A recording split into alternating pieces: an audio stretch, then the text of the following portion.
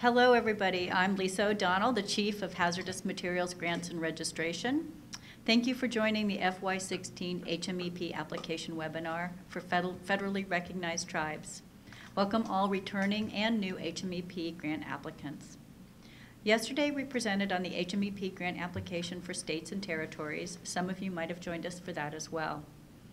Today, you'll be hearing from Benita Brown, our Programmatic Grant Specialist for Tribes, Shakira Mack, our Senior Program Analyst, and Matthew Jones, our Senior Grants Management Specialist. We'll talk to you about the HMEP application process as it applies to you specifically. They will discuss changes for the states and territories that we're implementing in FY16, and they'll give you a detailed explanation of what we're looking for in your applications and how we will evaluate them. We have close to 60 slides, so we anticipate that the presentation will last a little over an hour. So once again, thank you for joining us, and now I will hand you over to Benita Brown. Thank you, Lisa. Okay, we're going to go right into the agenda.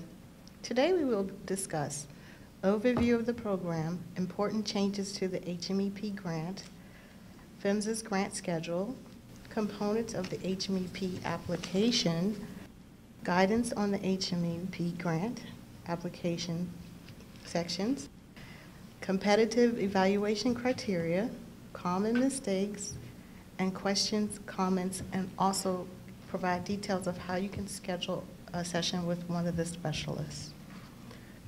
The Hazardous Material Grant Program Office consists of Erin Mitchell, who is the director, Lisa O'Donnell, who is the Chief of Grants and Registration. Matthew Jones is our Senior Grant Specialist. Shakira Mack is our Senior Program Analyst. Angel Enriquez is the Administrative Assistant. Lisa Rockenbacher and Suzette Edwards are our Financial Specialists. Andre White, Carla Shepard, and myself are the Programmatic Specialists. Let's take 1 minute for the new tribes to talk a little bit about PHMSA. Our duty is to oversee 2.6 million miles of energy pipeline and close to 1 million daily hazardous materials shipments. Our mission, to protect people and the environment from the risk of hazardous materials in transportation. And vision, no harm results from hazardous material shipments in terms of transportation. Let's talk about our purpose at PHMSA. Our purpose is to support state, territorial, tribal, and local communities to deal with hazardous material emergencies, particularly those involving transportation, and to enhance the requirements of the Emergency Planning and Community Right to Act of 1986. Where do we get the funds to support our grant programs? Our funds come from the registration fees for hazardous material shippers and carriers. PHMSA is responsible for administering all the HMEP grants. States, territories, and tribes are eligible to apply for these grants, and our beneficiaries are our first responders. Now here's the breakdown by fiscal year for our HMEP program grant, which we're going to talk about today. If you're interested in some of the other grant programs that we have here at PHMSA, please visit our website. The states actually received $20.5 million. The tribes received $763,000, and our territories received $528,915. You can glance at some of these regulations, statutes, and policies. In some form, all of our grants have some applicability to these regulations. If you're ever in question about the grant regulations, our statutes, or policies here at PHMSA, we can always refer you to one of these. So let's talk about some of the key changes here to the HMEP program. And this would be very important not only to our new prospective tribe members, but our returning tribe members as well. In December, the F.A.S.T Act was introduced. It stands for Fixing America's Surface Transportation Act. We also had some changes in our grant program based on our grant cycle. We have a new 3-year grant cycle for the states and the territories, which takes place with this application for the fiscal year 16, and it goes through fiscal year 19. There's also a new formula, but it only applies to the states. We're going to actually talk more about the allocations of the funds for the tribes in later slides. So what are these revisions on the FAST Act? In terms of the revisions in our HMEP grant program, the FAST Act will combine the planning and training grant into one grant. It will remove the 75% pass-through requirements for planning and training. And there's a new requirement that the recipient agrees to have an audible accounting system. Also, it requires that the Secretary consider the past record of the state or Indian tribe in effectively managing the planning and training grant. So let's look at our timeline. We really are trying to stick with this timeline, so please be mindful of all the responsibilities that lie in this application requirement period for you. Sometime, hopefully January 30th, 2016, you will receive an allocation email. February 1st, the funding announcement is posted. May 2nd, 2016 is the deadline to submit your application. And between May and July of 2016, the application review process will be completed by PHMSA. September 2016, the NGAs will be issued, and that would be for the performance period for the FY16, 9/30/2016 through 9/30/2017. So let's look at the eligibility for the tribes. So applicants are limited to federally recognized tribal governments, and that definition includes that federal recognized Indian tribal governments are defined as any Indian tribe, band, nation, or other organized group or community, including native villages. Intertribal consortiums is defined as the partnership between 2 or more tribes that are authorized by the governing bodies of those tribes to apply for and receive our grants. An eligible entity can partner with another eligible entity.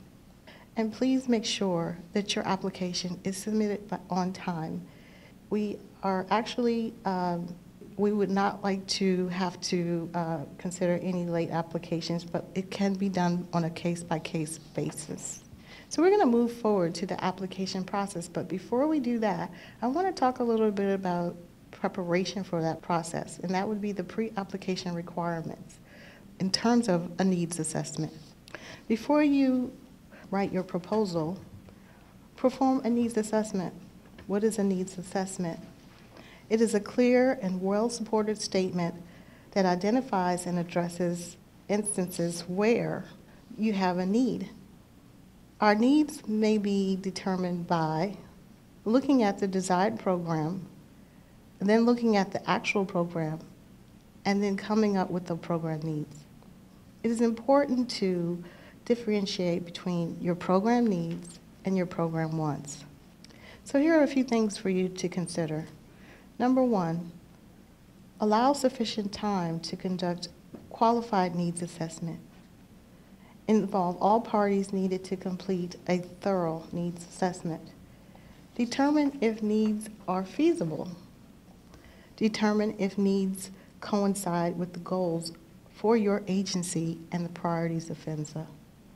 And then prioritize needs according to level of importance. Let's look at an example. This is a state example where several counties were assessed. The state wants to determine the needs of those counties in order to prepare projects in line with the priorities of the HMEP program. The needs assessment is from the Tula County, and it appears there is an emergency response plan need to update with information about responding to incidents involving their chemical facilities. Since we know that the HMEP grant program requires that the project is tied to incidents and accidents in hazardous HazMat transporting, the needs could create a project that works with PHMSA's priority. and can be tied to our requirement to have it tied to transportation. So sometimes a needs assessment involves a gap analysis.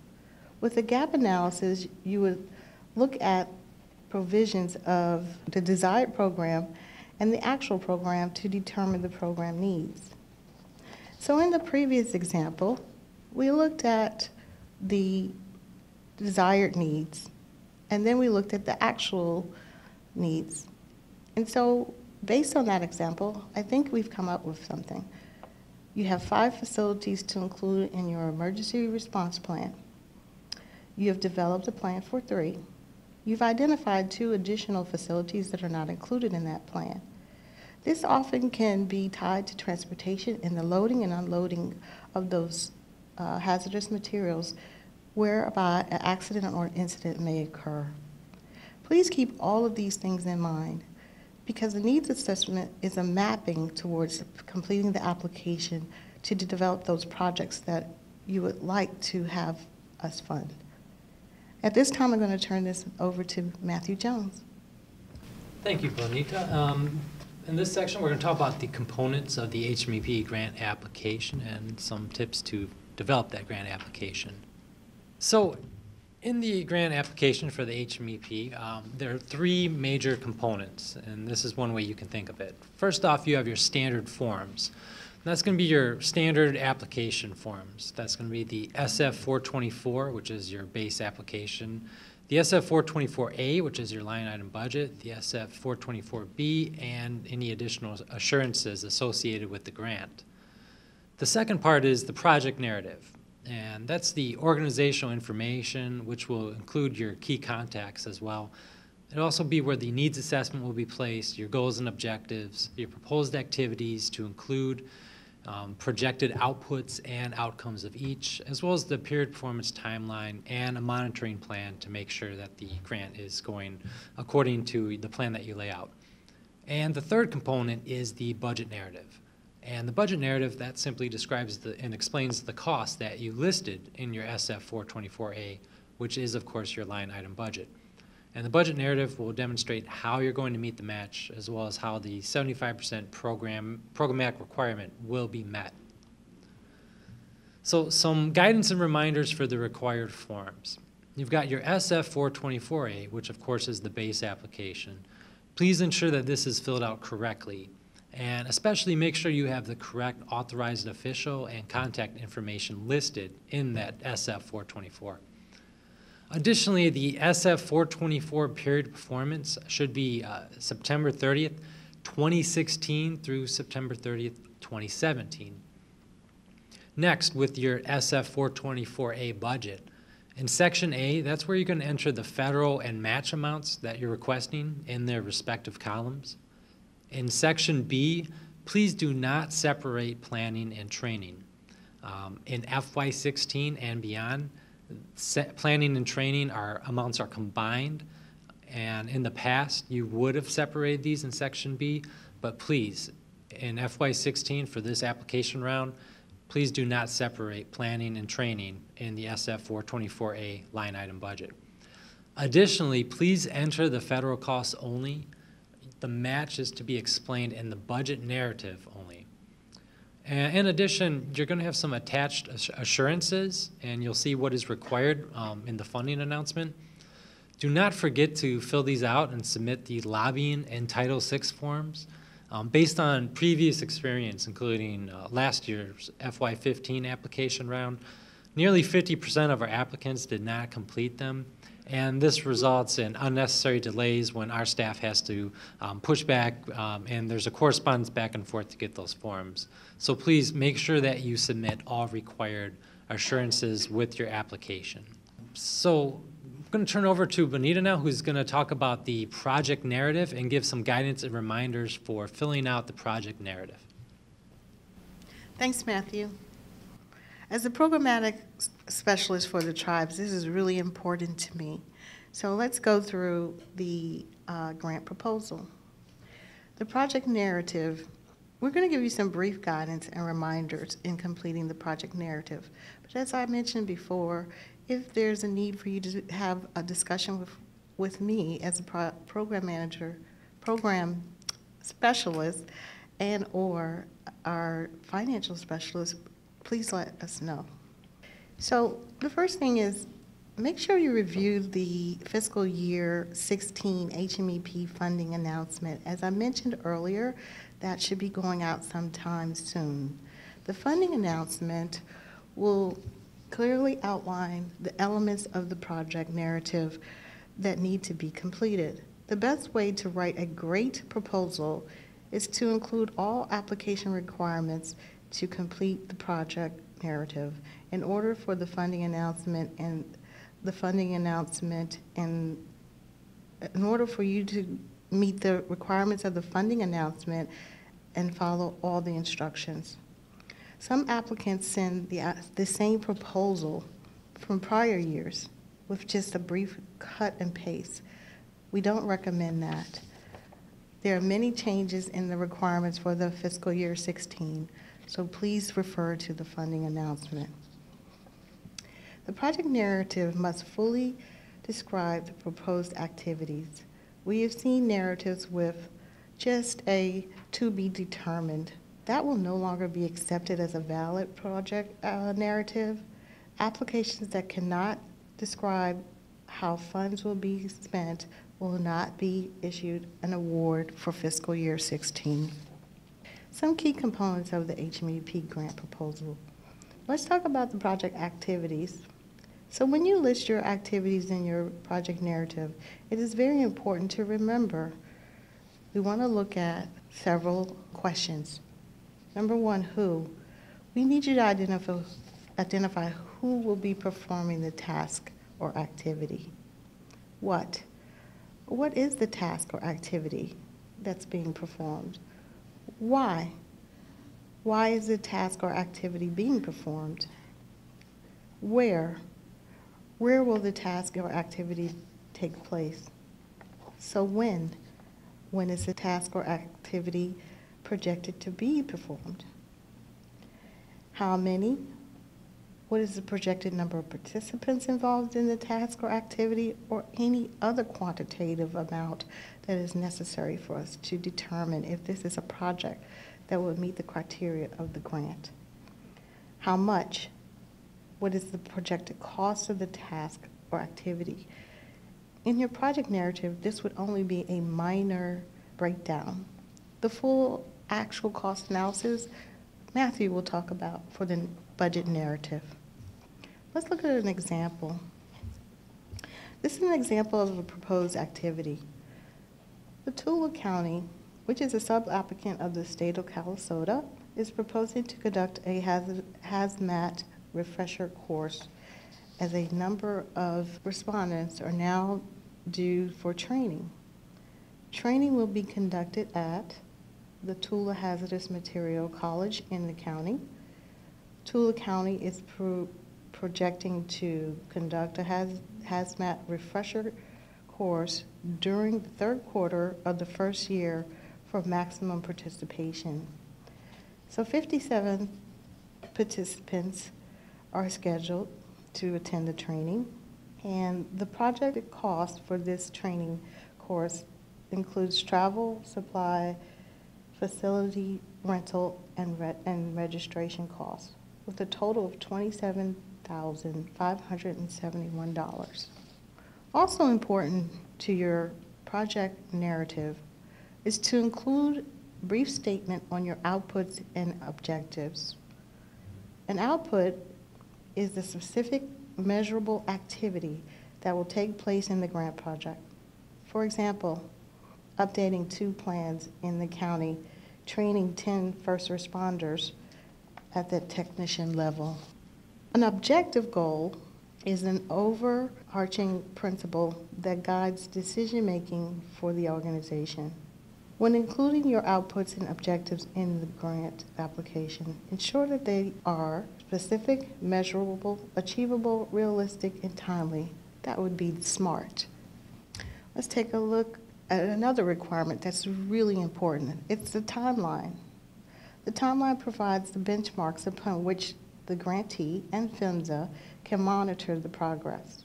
Please ensure that your project narrative has timelines that indicates when activities will take place.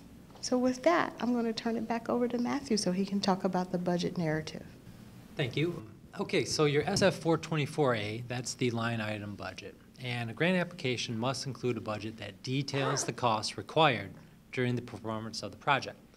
So the purpose of that line item budget and the corresponding budget narrative is that together they provide a forecast of expenditures, and it enables the actual financial operation of the organization to be measured against the forecast.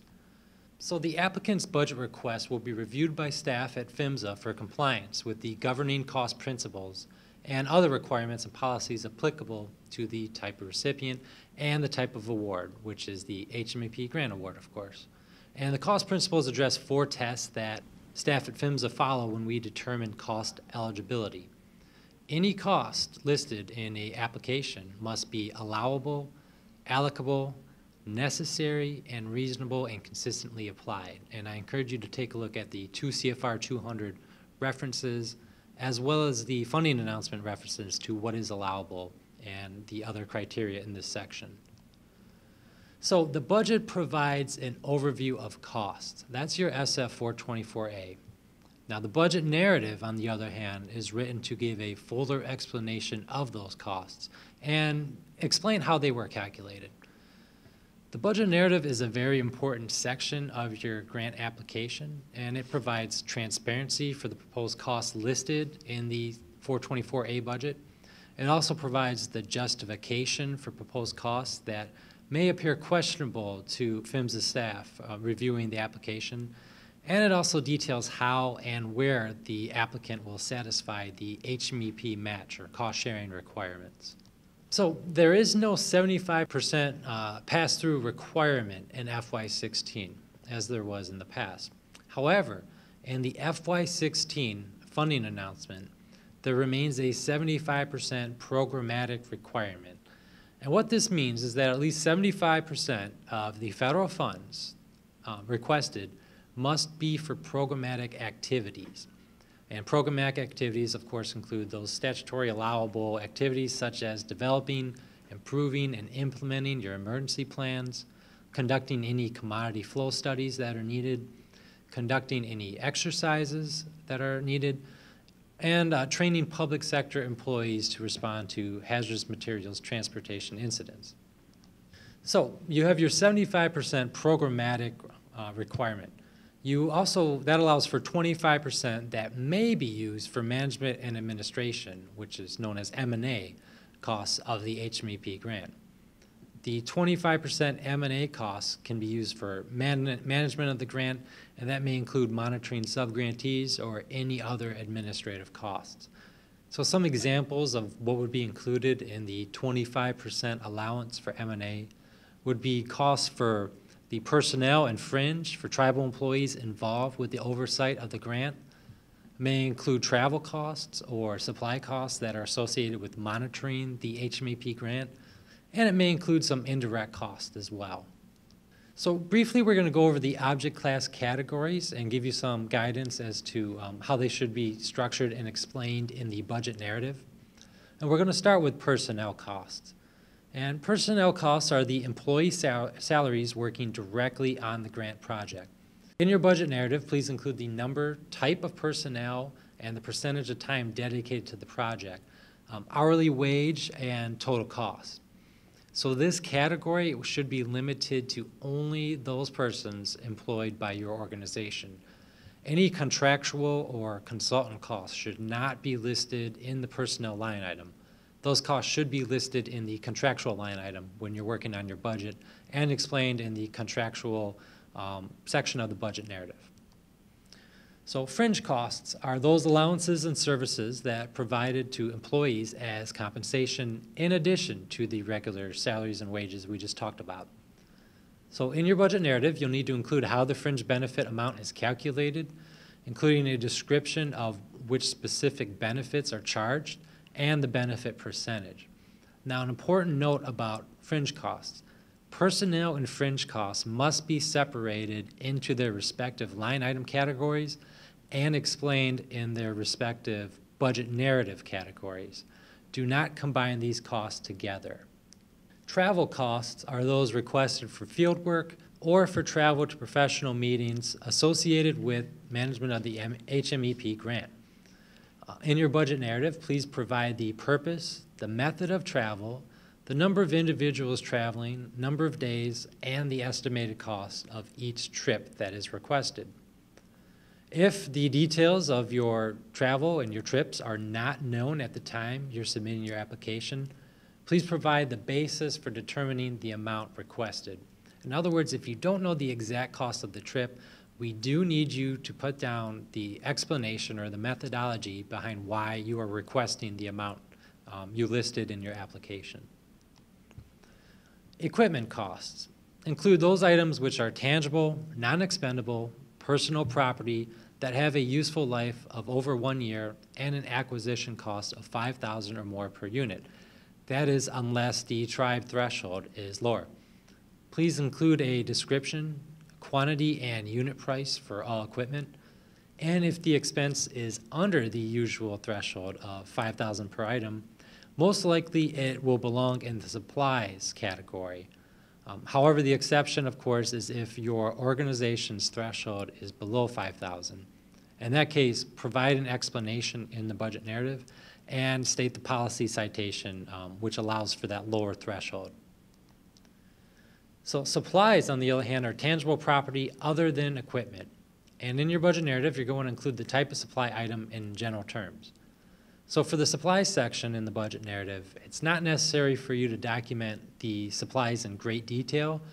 For example, we don't need per unit costs for reams of paper or boxes of paper clips. But a good way to document office supplies is to indicate the approximate expenditure of the unit as a whole. However, keeping that in mind, applicants should include the quantity and unit costs for any larger cost supply items, such as computers, printers, tablets, laptops. For those items, you're going to want to put the per unit cost so that we can determine if it's reasonable and necessary. The contractual line item. So your contractual costs are those services carried out by an individual or organization other than the applicant. And that it takes the form of a procurement relationship. Now for contractual costs, there are two ways to capture those costs. They'll either be subgrants or contracts. And 2 CFR 200-330 provides some criteria for determining which is the best designation for the procurement relationship. And I do encourage you to take a look at that to determine which relationship it would be more appropriately classified. So real quick, what is a subgrant? Well, subgrant is an award provided by the pass-through entity, which in this case is the tribal organization, to a subrecipient to carry out part of the federal award received by the tribal organization. And two key criteria for determining whether or not a relationship is a subgrant. First, if it has its performance measured in relation to whether objectives of the federal program were met. And second, if it has responsibility for programmatic decision-making. Now, on the other hand, what is a contract? So a contract is a legal instrument by which the prime grantee recipient, that is the tribal organization, purchases property or services needed to carry out the project or program under an award. And a note about contractual line item costs, those should be listed in the contractual line item category. In the budget narrative, they should be correctly identified as to whether or not they are a subaward or a contract. Your other line item costs. So other costs are those direct costs that do not fit any of the other categories that we just discussed. Now this may include costs such as rent for buildings, printing costs, utilities, leased equipment, employee training, etc. One important note about other direct costs is that they should be itemized and the methodology should be explained in the budget narrative. For example, we don't want to see a large dollar amount in other costs with no explanation. That's generally a sure way to get an application returned to you for corrections. Indirect costs are those incurred for common or joint objectives that benefit more than one project. the applicant must include a current and fully executed agreement in the application if they are claiming indirect costs. It's important to make sure that the rate, the indirect cost rate, is applied to the appropriate base in the approved agreement. And if the rate will not be approved by our application due date of May 2nd, you should attach a letter of renewal or letter of request that you sent to the cognizant agency in your application. So let's talk about matching, the cost share for this grant program. And match, of course, is the portion of project costs not paid by federal funds. For planning and training grants, this amount is 20%. Now, on your 424A line item budget, you're going to enter your required match in Section A only. Please do not include in Section B where the line item categories are listed. Section B, those line item categories, should be for federal funds only. In FY16, when we're undertaking our review, if you do list match in Section B, then the application will be returned to the applicant for revisions. So please, let's avoid that and just make sure federal costs are in Section B. Additionally, match must be fully described in the budget narrative, and that should be in a clearly marked section indicated for match. And in that section of the budget narrative, presumably after you've discussed your other line item categories, have a section dedicated to match and explain the amount that is required and how it will be met in the same manner you have for the other federal share cost items. So briefly, let's summarize with some overall budget narrative guidance. First off, if you submit a well-written budget narrative, that results in a faster review by staff at PHMSA and a lower administrative burden to both federal staff and the applicant. Additionally, very important, please check for computational errors. Several of these have come up in the past, and it's one surefire way to have your application sent back for corrections, and it may impact you negatively in a competitive grant cycle. So please, take some time to check for computational errors. And one other point, every number listed in your SF 424A line item budget should have a corresponding explanation as to how it was calculated in the budget narrative. So one piece of advice is before you submit your final application, take a few hours, take a day to go through every line item category and make sure that it lines up with what you have in the budget narrative and is fully explained in that section. Taking just a little bit of extra time can improve the chances of your application not be sent back for revisions and results in a more likelihood of a better review undertaken. So now that we've talked about the budget and budget narrative, we're going to discuss the competitive evaluation criteria that the applications will be evaluated upon. And for this section, I'm going to turn it over to our senior program analyst, Shakira Mack, who will discuss more about this. Thanks, Matthew. Good afternoon, everyone.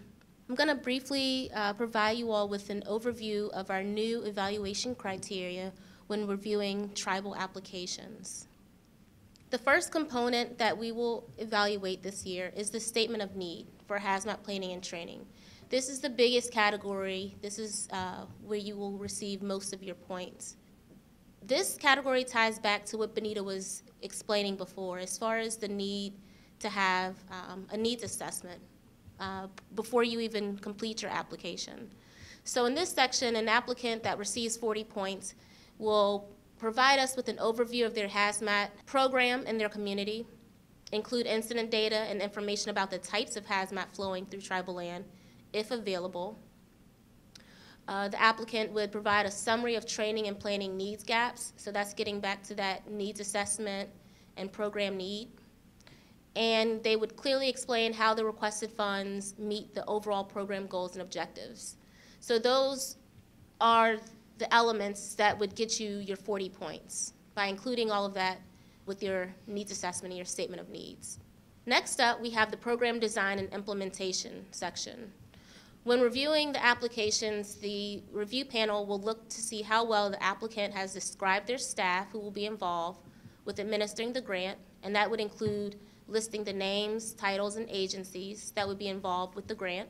They'll look to see whether the project director and planning team members were identified, including tribal leaders, community members, and trainers. And they'll also look to see if the application includes the tribe's commitment to the grant project and whether it explains how the achievements will be documented. The next section for 10 points also is the capabilities and competencies. For this section, the application review panel will look to see whether the tribe described the tribe's management structure and project staffing. And for this, a lot of times people have available organization charts. So if that helps explain how you're organized and structured, feel free to include an org chart. We'll also look to see whether you've described the tribe's history with administering other federal grants. We'll also evaluate whether you've demonstrated the tribe's capability and capacity to plan and effectively oversee the completion of planning and training projects. We want to make sure that you have some type of system to track the successful completion of your projects. So that's important. And then finally, we want you to describe the systems in place to manage grants, if you have any systems. And this is more so to let us know what type of technical assistance you may need should you receive a grant award. So if you do have the systems in place, that's great. Let us know what type of systems. If you don't, we're not going to necessarily ding you for it, but we'll probably make a note to provide you with some extra technical assistance. Next is the budget narrative, which is weighted with 15 points, a maximum of 15 points. For this section, you'll be rated on whether the budget provided was complete, whether the activities included were allowable, and if they were cost effective. Specifically, the narrative will be rated on the following criteria: the extent to which the budget discussed all costs for all items, whether the narrative clearly states how the costs were determined. So did you shop around? Are you using one source, one particular vendor? Just give us some background on how you reached that cost. We'll also evaluate whether those costs are reasonable and allocable. So for example, if you are proposing to do a training course that includes HazMat and also includes something like weapons of mass destruction, which we do not cover, if half of the program is purely HazMat and half is weapons of mass destruction, we will look to make sure that the costs are allocable so that you'll break out that 50%. Next, we would look at the extent to which the SF-424 is complete, and then finally, whether or not your indirect cost agreement was provided, if you're including those costs. And I'll just add also, if you have an indirect cost agreement, we're going to want to make sure that it's current and up to date as well. The project narrative is 15 points as well. For this section, you'll be rated on whether your projects tie into HazMat transportation. If you recall Benita's example earlier with the chemical facilities, an incident taking place while something is en route to that facility, we're going to look to make sure your projects have some tie-in to HazMat transportation, because that's one of the unique aspects of our grant program. With us being under the Department of Hazardous, the Department of Transportation, we have to ensure that those projects are related to transportation. We're also going to look at whether the proposed projects are allowable HMEP activities, whether the projects are thoroughly explained, and that goes back to the previous slide saying who, what, when, why, how, this, just give us the details that we need to adequately assess your projects. And finally, the extent to which the proposed projects are related to your existing program needs. So we want to see some kind of tie-in to that needs assessment. If we look at all of your projects included in the application and we don't see any tie-in to your program need, it's going to raise some questions and we'll need to clarify that. But ideally, we need to see in your application that tie-in. Impact and evaluation, that's 5 points max. In this section, we're going to look to see that the applicant described the process for measuring project performance, and that includes whether how you're going to meet the timeline and deliverables. You're going to be evaluated on whether you explained who's responsible for collecting your training and planning data and who's responsible for the performance measurement, and how that information will ultimately be used to guide the life cycle of the project. And finally, we want you to outline the steps the team will take to ensure fiscal and programmatic resources and how they can be used effectively. And I believe this is the last section, the project program timeline. For this, you're going to ultimately be judged on the extent to which your timeline is complete and reasonable, given the activities that you describe. So if you have a large goal of doing a commodity flow study for your tribe, for your tribal lands, and you know that that project is going to take 3 years, we want to see a reasonable 1-year timeline for how much you plan to get done within that 1 year, since this is a 1-year grant. And so that's basically what we will be looking for that. Okay, so the application clarification process. This is going to be a little bit different than what we did last year, and this is just our decision to make this process more efficient and transparent and give applicants the opportunity to clarify when we have questions. So this process, applicant clarification refers to PHMSA's request for explanations to applicants on programmatic or budgetary aspects of an application in order to make well-informed final funding decisions. At the point of applicant clarification, PHMSA has not made any final funding decisions. This request for clarification does not mean an applicant is approved for funding. Rather, it is an opportunity for an applicant to answer questions and clarify issues identified during the review. This process will take 1 to 5 weeks, depending on the number of applications being considered and the complexity of items for clarification. So what's going to take place here is if we have questions about your application, if something isn't clear, or perhaps you left some information out, you'll probably receive an email from our HMEP account or from a member of the application review team directly, asking you to clarify something in your application. And they'll usually give you a deadline of how long you have to respond to those questions. Limited funding procedures. All projects are subject to the availability of funds. In the event that the program office is unable to fully fund projects, the applicant will be allowed to modify initial project submissions to conform to the funding available to award. There is a previous slide here that sort of outlines the estimate of what we believe we'll have available for tribal awards for fiscal year 16. I believe it's a little over $700,000. So that's sort of the range to keep in mind. For applicants requesting less than $25,000 for allowable projects, the program will try to fully fund those requests to ensure the proposed project will remain viable. Applicants receiving less than the original funding request will be required to resubmit revised budget narratives and SF-424s to align with the final award amount.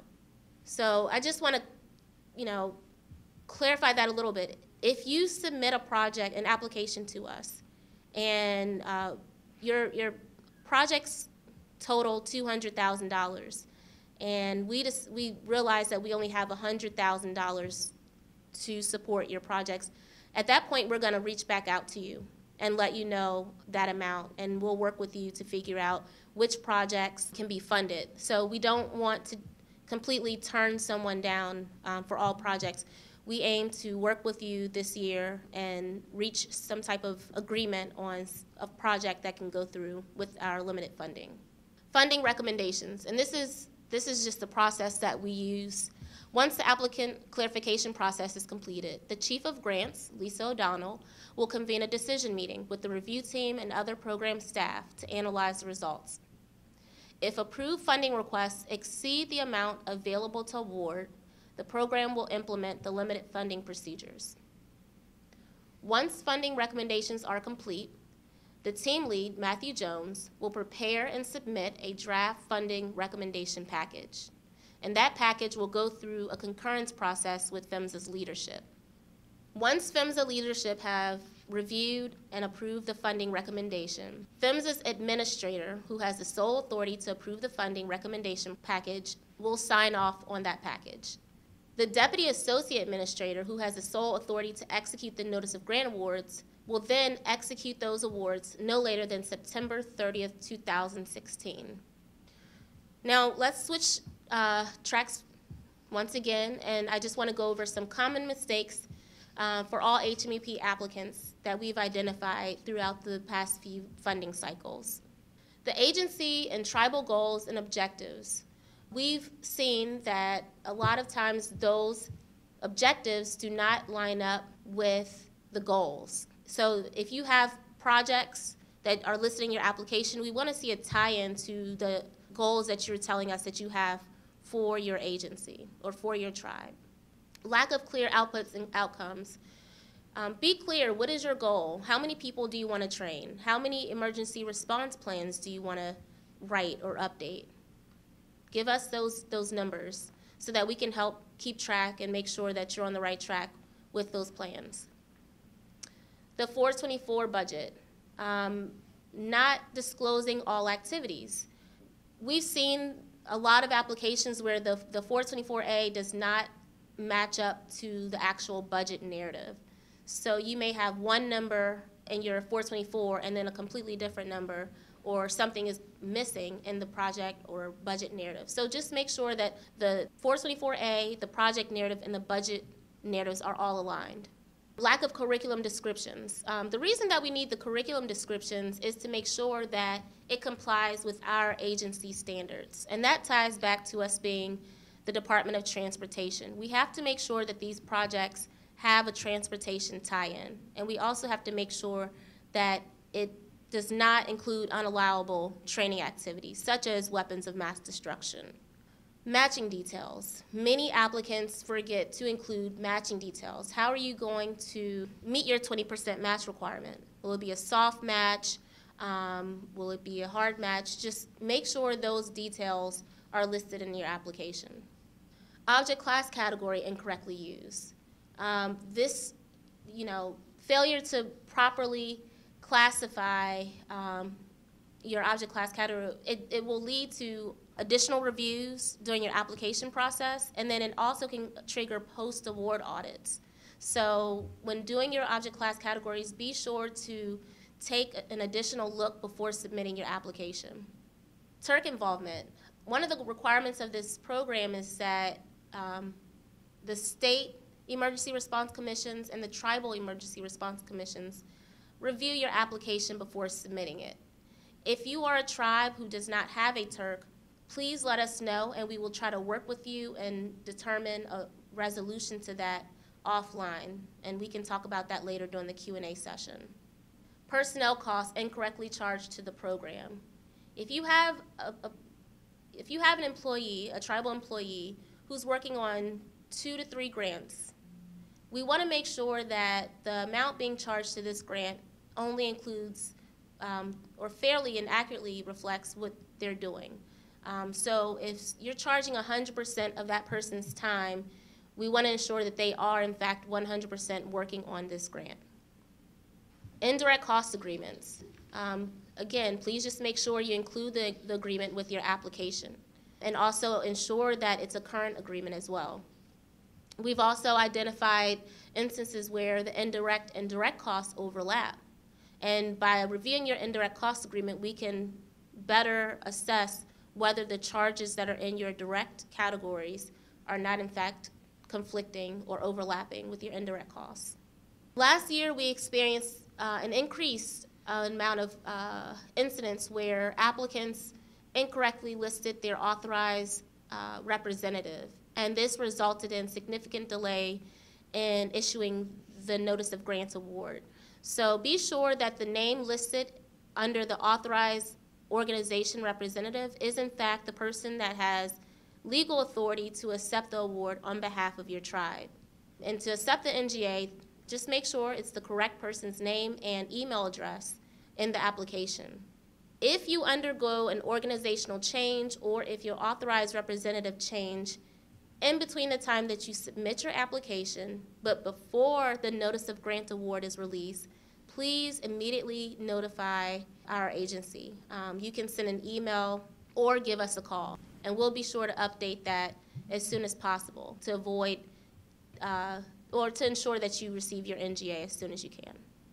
And this is our official invitation to apply We encourage you to reach out to us. The application will be available through grants.gov. And I think our next slide includes how to contact us. This is our email address. We monitor it Monday through Friday. And this is our website link. If calling is easier, feel free to call us, and we will get back in touch with you if we aren't available at that time.